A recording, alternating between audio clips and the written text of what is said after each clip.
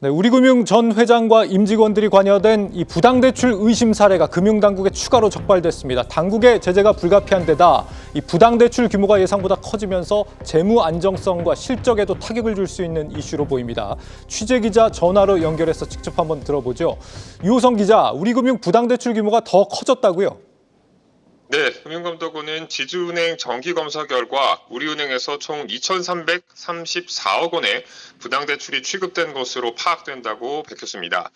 금감원은 지난해 손태승 전 우리금융 지주회장 친인척 관련 부당대출 사건을 시작으로 우리금융그룹 경영 실태 전반에 대해 고강도 검사를 벌여왔습니다.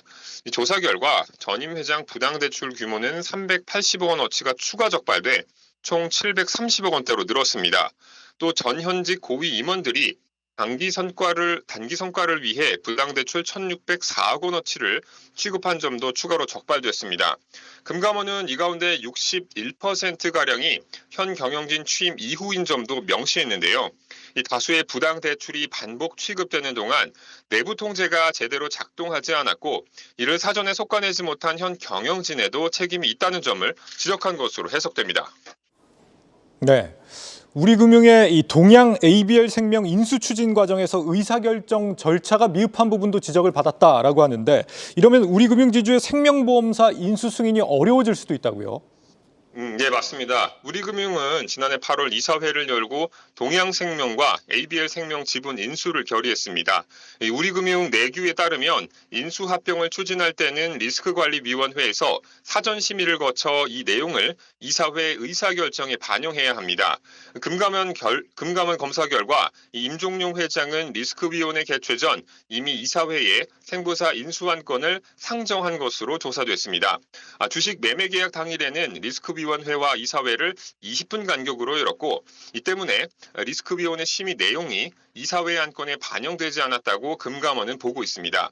또 금융당국 승인이 나지 않아 계약이 틀어질 경우 계약금을 돌려받지 못한다는 조항이 주식 매매 계약에 포함된 점도 지적됐습니다.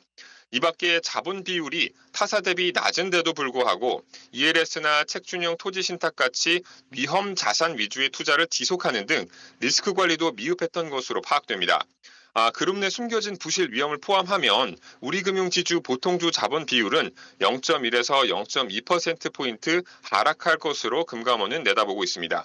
금감원은 우리금융지주 생보사 인수에 결정적인 역할을 할 경영 실태평가 결과를 이달 내 금융위원회의에 송부한다는 방침입니다. 보험사 인수 최종 결정은 금융위 소관이지만 경영 실태평가 3등급 이하면 건전성이 미흡하다고 판단돼 생보사 인수 승인이 어려워질 가능성이 높습니다. 아울러 금감원은 비슷한 시기 검사를 진행한 KB국민은행과 NH농협은행에서 각각 892억 원, 649억 원 부당대출이 이루어졌다고 이날 함께 밝혔습니다. 지금까지 보도국에서 한국경제TV 유호성입니다.